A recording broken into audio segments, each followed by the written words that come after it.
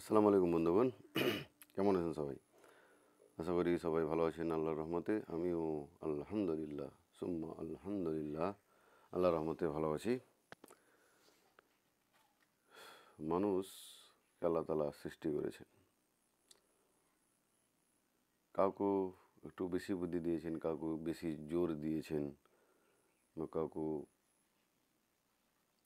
কম বুদ্ধি দিয়েছেন, বা প্রায় বুদ্ধিকে আল্লাহ তাআলা সবাইকেই সমান দিয়েছেন। কিন্তু যে বেশি বুদ্ধি প্রয়োগ করে পৃথিবীতে, বা যে বেশি বুদ্ধিমান হয়, পড়াশোনা করে, জ্ঞান অর্জন করে, যার জ্ঞান যত বেশি সে যে অর্জন করবে, তার বুদ্ধি, তার মানে দর্শন ক্ষমতা, তার চিন্তা ভাবনা বেশি হবে।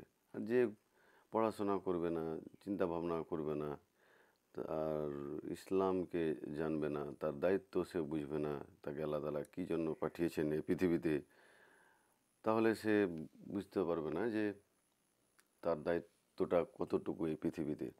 তাহলে তার জ্ঞান অতটুকু হবে না যতটুকু যে ভালোভাবে পড়াশোনা করে বা ভালোভাবে জীবনযাপন করে, তার বুদ্ধি জ্ঞান তার থেকে বেশি হবে। যারা পড়াশোনা করে না বা যারা জ্ঞানের কাছেও ধারে না, যারা আবার শিখতে চায় না, এক কথায় যারা শিখতে চায় না, তাদের জ্ঞান সীমিত থাকবে।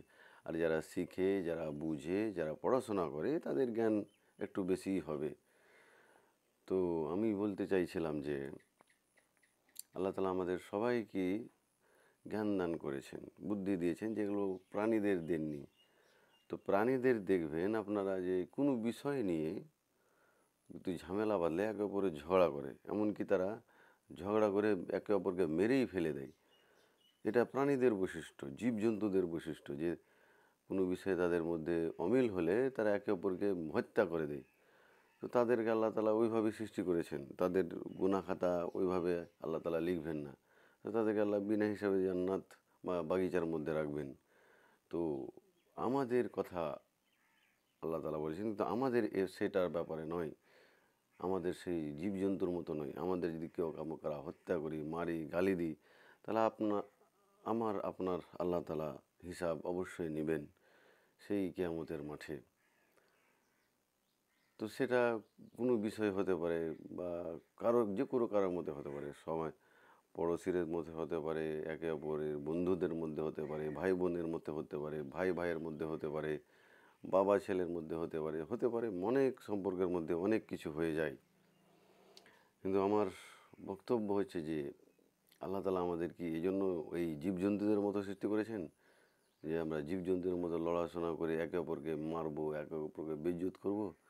অবশ্যই আমাদের কোনো বিষয়ে দ্বিমত হতে পারে, কোনো বিষয়ে কারোর সাথে দ্বিমত হতে পারে, বা ঝগড়া হয়ে যেতে পারে, বা কথা কাটাকাটি বা মারামারি হয়ে যেতে পারে। তাই বলে কি আমরা একে অপরকে এভাবে হেয় মনে করব, একে অপরকে তুচ্ছ মনে করব, একে অপরের সাথে কথা বলবো না, মুসলিমের সাথে কথা বলবো না? আর একটা কথা, যে আমরা হাদিসে শুনেছি, আমাদের এলাকার মুফাসসিরগণের কাছে, বা আমার জেনেছি, আমি যতটুকু বুঝেছি, যে এক মুসলিম আরেক মুসলিমকে যদি ঝগড়া হয়, আর যে সে কথাবার্তা না বলে, বা তার কাছে ক্ষমা চেয়ে না নেয়, বা যে অন্যায় করবে তার মিল যদি না হয়ে যায়, তো তার এবাদত বা তার এবাদত বান্দাগি যে সে করবে, যে লোকটা, তো তার এবাদত বান্দাগি বা তার আমল কোনো কাজে আসবে না। এটা একটা হাদিস আছে, আপনারা জানেন। যদি কেউ জেনে থাকেন, কেউ শুনেন আমার এই বক্তব্যটা, তাহলে বলতে পারেন কমেন্ট বক্সে যে কত নম্বর হাদিস, বা সেটা কোথাকার, সেটা মুসলিম শরীফ না বুখারী শরীফের হাদিস। তো আপনারা জানাতে পারেন কেউ যদি জেনে থাকেন। তো যে এক মুসলমান আরেক মুসলমানকে যদি মন খারাপ বা ঝগড়াঝাটি হয়ে যায়, মারপিট হয়ে যায়, বা হত্যাও করে দেয়, তো তার ব্যাপারে অন্য কারোর সাথে কথা বলা, বা তার পরিবারের সাথে কথা বলা, বা তার সাথে বা ঝগড়ার মাধ্যমে কথা বলার, ঝগড়ার পরে কথা বলাটা কতটুকু জরুরি, সেটা মীমাংসা করা কতটুকু জরুরি ইসলামের মধ্যে, আপনারা চাইলে জানাতে পারেন সেই বিষয়টা কমেন্ট বক্সে কত নম্বর হাদিস। আমি সেটা দেখে উদ্ধৃতি দিব পরের ভিডিওতে ইনশাআল্লাহ। তো এই হচ্ছে আমাদের চরিত্র। আমাদের জানোয়ারের মতো আল্লাহ তাআলা বুদ্ধি দেননি, আমাদের মানুষ করে সৃষ্টি করেছেন, এবং একটা একটা নির্দেশিকা দিয়েছেন, আর সেই নির্দেশিকা হচ্ছে আল কোরআন। তো আমাদের আল কোরআন শেখাচ্ছে যে আমাদের ঝগড়াঝাঁটির মধ্যে থেকে দূর হয়েই যেতে পারে, কিন্তু আমাদের কী করতে হবে, সেটা মীমাংসা করে আমাদের সেটাকে সমাধান করতে হবে এবং একে অপরের সাথে কথা বলতে হবে, একে অপরের সাথে চলাফেরা করতে হবে, যাতে করে আমাদের আল্লাহ তাআলা নারাজ না হয়ে যায় আমাদের উপরে, আল্লাহ তাআলা আমাদের উপরে অভিশাপ না দিয়ে দেন যে বান্দারা একে অপরের, আমি তাদেরকে তো একই রকম বুদ্ধি, একই রকম সৃষ্টি, একই রকম সৃষ্টির মধ্যে তাদেরকে তৈরি করেছি, কিন্তু যে একটু তাদেরকে কমজোর করেছি বলে যারা একটু বেশি যাদের আছে, যাদেরকে সম্পদ দেওয়া হয়েছে একটু শরীরে তার থেকে একটু বেশি বেশি মানের শক্তি দেওয়া হয়েছে, তার জন্য সে কমজোরকে সে অত্যাচার করবে। তা আল্লাহ কমজোরের সাথে থাকবেন ইনশাআল্লাহ, সবসময় আছেন। যারা আল্লাহ তাআলার কমজোর বান্দা, যারা আল্লাহ তাআলার দুঃখী বান্দা, আল্লাহ তাআলা তাদের সাথে আছেন, নাকি যারা অত্যাচার করবে, নাকি যারা অন্যায় করবে, যারা অন্যের সম্পদকে যারা ভক্ষণ করে খাবে, আল্লাহ তাদের সাথে নান।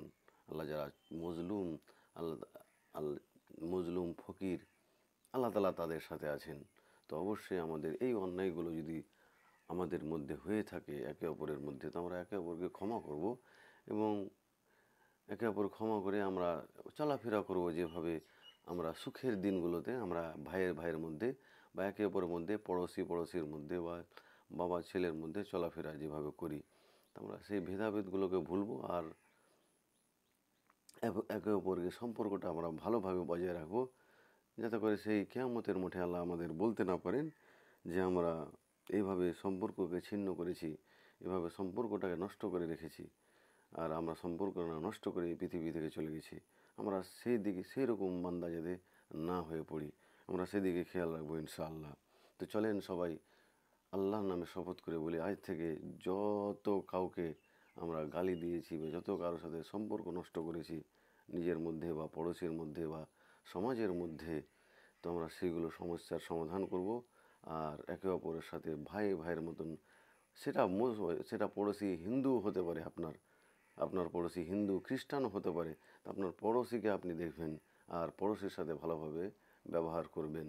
আর নিজেদের অবশ্যই নিজ পরিবারের মধ্যেও যদি কোনো মন মালিন্য হয়ে থাকে, কোনো দুঃখ কষ্ট হয়ে থাকে, বা আপনি যদি ওকে দুঃখ দিয়ে থাকেন, আপনাকে দুঃখ দিয়ে থাকে, তাহলে আপনি আগাবেন আগে, আপনাকে আগাতে হবে। এমন নয় যে ওই আগে আসবে, এটা হতে পারবে না, আপনাকে আগাতে হবে। যেহেতু আপনি সব কিছু বুঝছেন, আপনি সব কিছু জানছেন, আপনাকে আগাতে হবে। তো এই হচ্ছে মানুষের চরিত্র, এই হচ্ছে শিক্ষা আল্লাহ তাআলা আমাদের দিয়েছেন। অবশ্যই আমরা সেটার দিকে আমল করব এবং আল্লাহর প্রিয় বান্দাদের মধ্যে আমরা নিজের নামটা লেখাবো ইনশাআল্লাহ। তো এই হচ্ছে কিছু আলোচনা কোরআনের হাদিসের পরিপ্রেক্ষিতে। চাইলে আপনারা ভিডিওটাকে, এই ক্লিপটাকে আপনারা শেয়ার করতে পারেন এডিট করে বা ভাইরাল করার জন্য, বা যে কোনো করার জন্য আপনারা ক্লিপ করতে পারেন, আমার অনুমতি থাকলো। আমার যে কোনো বিষয়ে আপনারা ক্লিপ করতে পারেন, আমার অনুমতি আপনাদের জন্য সব সময় আছে। আমাদের বন্ধুদের জন্য আমি সব সময় দোয়া করব, আমাদের বন্ধুরা যাতে ভালো থাকে, সুস্থ থাকে সবাই। এই জন্য আমি বলি, ভালো থাকেন সবাই, সুস্থ থাকেন সবাই। তো চলেন আজকে সূরা দাহরের 22 নম্বর থেকে আলোচনা হবে ইনশাআল্লাহ। তো চলেন 22 নম্বর আয়াতে আল্লাহ তাআলা কী বলছেন এবং এখান থেকে আমরা কী শিক্ষা নিতে পারি, সেই শিক্ষা নিয়ে আমাদের জীবনটাকে আল্লাহর নৈকট্য লাভ করে আল্লাহর জান্নাতুল ফেরদাউস, সবচাইতে উঁচু জান্নাত লাভ করতে পারি। তো আউযুবিল্লাহি মিনাশ শাইতানির রাজিম, বিসমিল্লাহির রহমানির রহিম। পরম করুণাময় অসীম দয়ালু আল্লাহর নামে শুরু করছি। ইন্না হাযা কানা লাকুম জাযাআ ওয়া কানা সাইয়্যুকুম মাশকুরান। তাদেরকে বলা হবে, এটি তোমাদের পুরস্কার, যারা জান্নাতবাসী হবেন। চাইলে এর আগের ভিডিওগুলো আপনারা দেখতে পারেন, তাহলে সুবিধা হবে বোঝার জন্য। তো তাদেরকে বলা হবে, এটি তোমাদের পুরস্কার, যারা জান্নাতে যাবেন তাদেরকে বলা হবে, এই যে তোমাদের পুরস্কার। তোমরা পৃথিবীতে কষ্ট সহ্য করেছো না, তোমরা পৃথিবীতে বড় অন্যায় সহ্য করেছো। এই যে একটু আগে বললাম, যারা আল্লাহ তাআলার মজলুম বান্দারা, আল্লাহ তাআলার দুঃখী বান্দা, আল্লাহ তাআলার আল্লাহ ভীরু বান্দারা আগে জান্নাত যাবেন ইনশাআল্লাহ। তো এটি তোমাদের পুরস্কার, আল্লাহ তাআলা এইভাবে তাদের পুরস্কার দিবেন। আর তোমাদের প্রচেষ্টা ছিল প্রশংসার যোগ্য। সুবহানাল্লাহ। আল্লাহ তাআলা বলছেন, সেই লোকগুলা যারা এই পৃথিবীতে হাজার দুঃখ কষ্ট সহ্য করে, বুকে পাথর বেঁধে সব কিছু সহ্য করে আল্লাহকে রাজি করেছিল, আল্লাহ তাআলা বলছেন, আর তোমাদের প্রচেষ্টা ছিল প্রশংসাযোগ্য।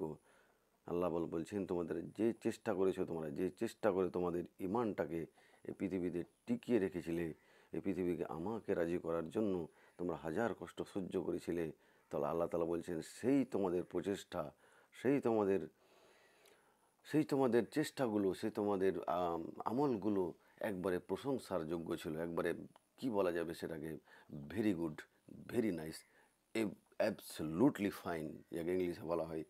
তো আল্লাহ তাআলা এভাবে তার প্রিয় বান্দাদের পুরস্কার দেবেন আর এভাবে তাদের প্রশংসা করবেন যে তোমাদের আমলগুলো বড়ই প্রশংসার যোগ্য ছিল। তো এইভাবে আল্লাহ তাআলা তার প্রিয় বান্দাদের পুরস্কৃত করবেন। এইভাবে আল্লাহ তাআলা তার প্রিয় বান্দাদের আমলগুলোকে হাইলাইট করবেন তাদের অন্য বান্দাদের সামনে। সুবহান আল্লাহ। তা আমরা যাতে সেই তালিকায় নাম লেখাতে পারি, সেই দিকে আমাদের জোর দিতে হবে, সেই দিকে সেই অনুযায়ী আমাদের কাজ করতে হবে। এটাই আল্লাহ তাআলার শিক্ষা, এটাই আল্লাহ তাআলার বিধান। তো সেইগুলো আল্লাহ তাআলা বলছেন যে বলা হবে, নিশ্চয়ই এটাই তোমাদের পুরস্কার এবং তোমাদের কর্মপ্রচেষ্টা স্বীকৃত। তোমাদের কর্ম যে তোমরা করেছো সেগুলো প্রশংসার যোগ্য, সেগুলো very nice, very beautiful, marvellous, যাকে এভরিথিং ইজ ফাইন। এভাবে আমরা জানি, এভাবে দুনিয়াতে আমরা কেউ যদি কিছু করে তো এভাবে আমরা প্রশংসা করি যে তুমি কত সুন্দর কাজ করেছো, কত কষ্ট করে কাজ করেছো। তো ভাবেন আপনার সৃষ্টিকর্তা, আমাদের সৃষ্টিকর্তা, সবারই সৃষ্টিকর্তা কি বলে আপনাদের কি বলবেন আর কি বলে আপনাদের প্রশংসা করবেন। সুবহানাল্লাহ। যদি আল্লাহ যদি প্রশংসা করে আমাদের, তাহলে আর কি আমাদের বাকি থাকবে আল্লাহর কাছে মানে নিতে। তো এরপরে 23 নম্বর আয়াতে আল্লাহ তাআলা বলছেন, ইন্না নাহনু নাজ্জালনা ইন্না নাহনু নাজ্জালনা আলাইকাল কুরআনা তানজিলান। নিশ্চয় আমি তোমার প্রতি পর্যায়ক্রমে আল কোরআন নাজিল করেছি। সুবহান আল্লাহ। পর্যায়ক্রমে আল্লাহ তাআলা একে একে সিদরাতুল মুনতাহা থেকে বা আল্লাহর সবচাইতে সম্মানীয় ফেরেশতাদের মধ্যে সবচাইতে সম্মানীয় জিবরিল আলাইহিস সালামকে আল্লাহ তাআলা জিবরিল আলাইহিস সালামের মাধ্যমে সেই ফেরেশতা সেই মাধ্যমে আল্লাহ তাআলা কী করেছেন, আল্লাহ তাআলা আর এই কোরআনকে ধীরে ধীরে পর্যায়ক্রমে আল্লাহ তাআলা পাঠিয়েছেন আমাদের প্রিয় নবী হজরত মুহাম্মদ সাল্লাল্লাহু আলাইহি সাল্লামের ওপর, আমাদের সবার নবী, আমাদের প্রিয় নবী।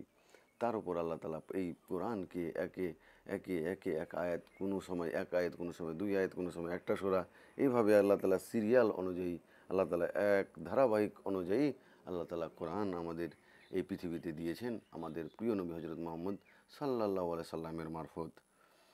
তো এইভাবে আল্লাহ তাআলা কোরআন অবতীর্ণ করেছেন যাতে করে আমরা সব কিছু জানতে পারি, যাতে করে আমাদের উদ্দেশ্যটা কী এই পৃথিবীতে আসার সেটা জানতে পারি।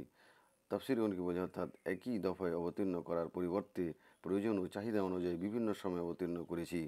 এর দ্বিতীয় অর্থ এটাও হতে পারে যে এই কোরআনকে আমি অবতীর্ণ করেছি, এটা তোমার নিজ রচিত জিনিস নয়, যেমন মুশরিকরা দাবি করে।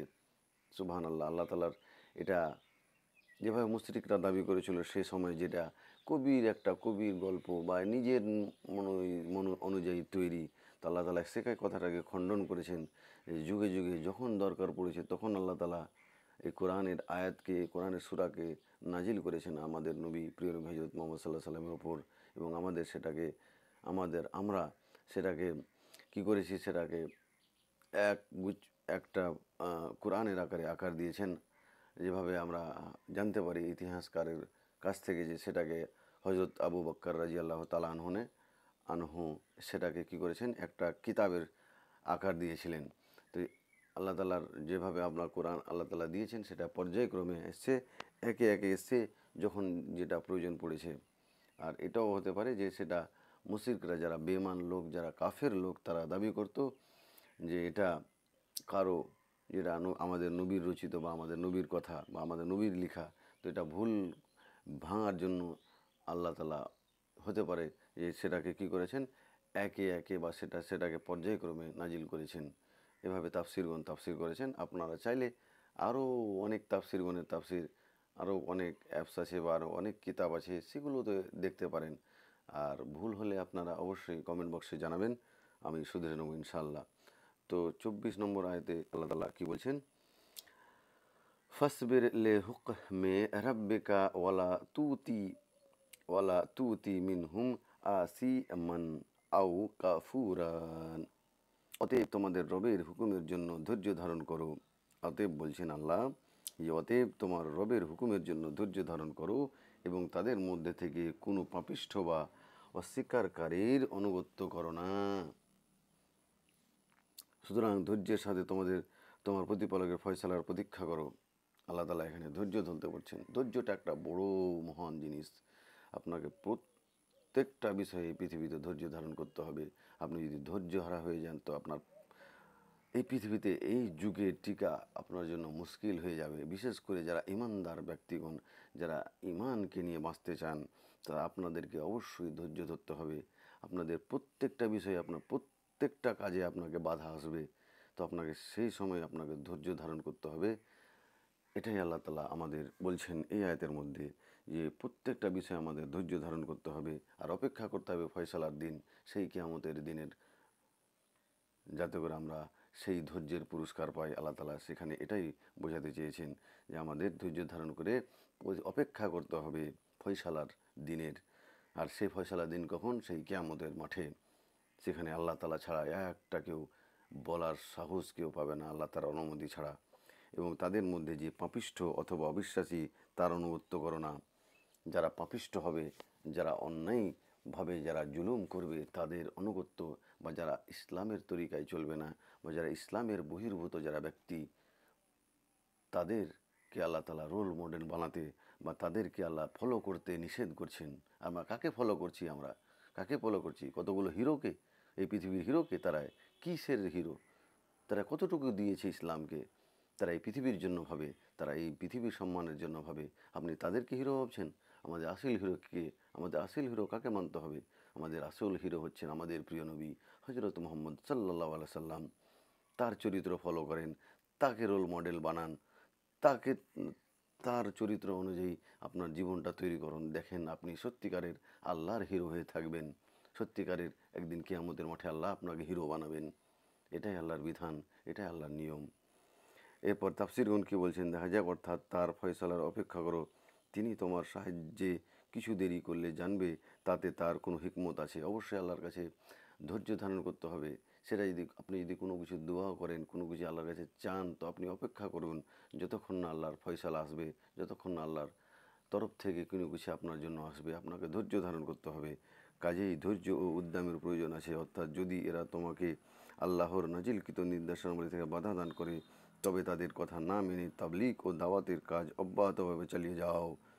আল্লাহ তালা এভাবে প্রিয় বান্দাদের তার নির্দেশ করছেন যে তুমি ধৈর্য ধারণ করো এবং আল্লাহর দেওয়া বিধান অনুযায়ী জীবনযাপন করো এবং আল্লাহর ইসলামকে, আল্লাহর বিধানকে লোকের কাছে পৌঁছে দাও। এভাবে আল্লাহ তালা তার প্রিয় বান্দাদের নির্দেশ করছেন। আবার আল্লাহ ভীরু ব্যক্তিদের বলছেন যে তোমরা ধৈর্য ধারণ করো, আল্লাহর ওপর ভরসা রাখো। অবশ্যই 1 নম্বর আল্লাহর ওপর ভরসা রাখতে হবে। এই পৃথিবীতে কেউ আপনার নয়, কেউ নয় আপনার। যদি আপনার চোখটা বন্ধ হয়ে যায় তো সবাই আপনার সম্পদ লুটে পুটে খেয়ে নেবে। আপনার জন্য কেউ নেই পৃথিবী। আল্লাহ যদি কেউ আপন হয়ে থাকে তো একমাত্র আল্লাহই আপন। আল্লাহই আপনাকে দেখবে, আল্লাহই আপনার সব কিছু। যদি আপনার আমল ঠিক থাকে তাহলে আল্লাহই আপনাকে তার রহমতের ছায়ায় আল্লাহ তাকে আপনাকে জায়গা দেবেন ইনশাআল্লাহ। তিনি মানুষ তাদের অনিষ্ট থেকে তোমার হেফাজত করবেন। যারা পাপী ব্যক্তি, যারা এই পৃথিবীতে যারা সুপার পাওয়ার বলে নিজেকে, বা এই পৃথিবীতে যারা নিজেকে বড় মাপের 30 মার খা বলে, যারা কোরআনের ধারের কাছে যায় না, বা যারা ইসলামের তরিকায় জীবনযাপন করে না, বা আরও হতে পারে সেটা বিধর্মীরা হতে পারে, যারা একবারে বড় মাপের নেতা, বড় মাপের সব কিছু, যার ইশারায় এক ইশারায় আপনি মরে যেতে পারবেন। তো ওখানে আপনাকে ধৈর্য ধারণ করতে হবে, বা সেখানে আল্লাহর ওপর ভরসা রাখতে হবে। ওই পাপিষ্ঠ তাকে বলা হয় যে কর্মের মাধ্যমে আল্লাহর অবাধ্যতা করে, আর অবিশ্বাসী হলো সেই যার অন্তরে অবিশ্বাসী, অথবা যে কুফরিতে সীমা অতিক্রম করে। কেউ কেউ বলেন এ থেকে উদ্দেশ্য হলো ওয়ালিদ ইবনে মুগিরা, যে রসুল সাল্লামকে বলেছিলেন তুমি এই ইসলাম প্রচার কাজ থেকে বিরত থাকো, আমরা তোমার ইচ্ছামতো তোমার জন্য ধন সম্পদ প্রদান করব, এবং আরবের যে মহিলাকে তুমি বিবাহ করতে চাইবে তার সাথে আমরা তোমার বিবাহ করে দেব। এখানে এটাও হতে পারে যে আল্লাহ নবীকে সেই যুগে, তার যুগে এই যে লোকটার কথা আল্লাহ এই তাফসিরগণ বলেছেন ওয়ালিদ ইবনে মুগিরা, তাকে আল্লাহ তাআলা বা সে কী করেছিল, আল্লাহর নবীকে, আল্লাহ তাআলা নবী, প্রিয় নবী হজরত মুহাম্মদ সাল্লাল্লাহু আলাইহি সাল্লামকে অফার দিয়েছিল বা কিছু বলেছিল যে তুমি কী করো, এই ইসলামের প্রচার থেকে বেরিয়ে এসো, তোমাকে আমি অনেক সম্পদ দেবো, অনেক কিছু নিয়ামত দেবো। কে বলেছিল? এই লোকটা বলেছিল, ওলীদ ইবনে মুগিরা। এবং আরবের মধ্যে যেটা সবচাইতে সুন্দর নারী, তো তার সাথে তোমার বিয়ে দেবো। কিন্তু আমাদের নবী, আমাদের প্রিয় নবী হজরত মোহাম্মদ সাল্লাম তার দেওয়া এই প্রস্তাবকে কি করেছিলেন? নিষেধ করে দিয়েছিলেন আল্লাহর জন্য, আল্লাহর এই কোরআনের জন্য। তো এইভাবে আল্লাহ তাআলা তার প্রিয় বান্দাদের, তার প্রিয় হাবিবকে এভাবে আল্লাহ তাআলা সান্ত্বনা দিয়ে বলছেন যে তুমি কি করো? ধৈর্য ধারণ করো অপেক্ষা ফয়সালার দিনের। এবং যারা পাপিষ্ঠ ব্যক্তি আছে, যারা অবিশ্বাসী, তাদের অনুগত্যকরণ, তাদের কথা তুমি শোনো না। তো আমাদেরও সেই রকম করতে হবে। এই যুগে সেই রকম লোকের, এই ওলীদ ইবনে মুগিরার মতো লোকের কমতি নাই এই পৃথিবীতে। অনেক আছে দেখবেন, তারাও আপনাকে অফার দিবে, তারাও আপনাকে কিছু বলবে যে আপনি এই কাজটা থেকে বিরত থাকুন, এই ভালো কাজটা করে কি হবে, চলেন অন্য কাজে যাই, চলেন অন্য কিছু কাজ করি। তো আমাদের সেদিকে নজর দিতে হবে না, সেদিকে ধ্যান দিতে হবে না। আমাদের একটাই শুধু কাজ, আল্লাহকে রাজি করা আর আমাদের নিজের আমলগুলোকে ঠিক করা আর ইসলামের তরিকায় জীবনযাপন করা। তাহলে আপনি আল্লাহর প্রিয় বান্দাদের তালিকায় নাম লেখাতে পারবেন। অবশ্যই শয়তান আপনাকে অবশ্যই গাছে চড়াবে, অবশ্যই আপনাকে করবে, না এটা ভুল, চলো তুমি এই পথে, চলো তুমি ওই পথে। তো আপনাকে একটাই পথ বেছে নিতে হবে, সেটা হলো ইসলামের পথ, সেটা হলো ইসলামের তরিকা। তাহলে আপনার এই পৃথিবীতে আপনি মুক্তি পাবেন আর পরকালে তো পাবেনই ইনশাআল্লাহ। তো এই হচ্ছে আলোচনা। ভিডিওটা ভালো লাগলে অবশ্যই বন্ধুদের সাথে শেয়ার করবেন। এবং ফেসবুকে দেখছেন তাহলে কি করবেন, ফলো করে নেবেন এবং ঘন্টাটা দেবে রাখবেন পরবর্তী এরকম আরও জ্ঞানের এবং ভিডিও পাওয়ার জন্য। ভালো থাকেন সবাই, সুস্থ থাকেন সবাই। আসসালামু আলাইকুম ওয়া রাহমাতুল্লাহি ওয়া বারাকাতুহু।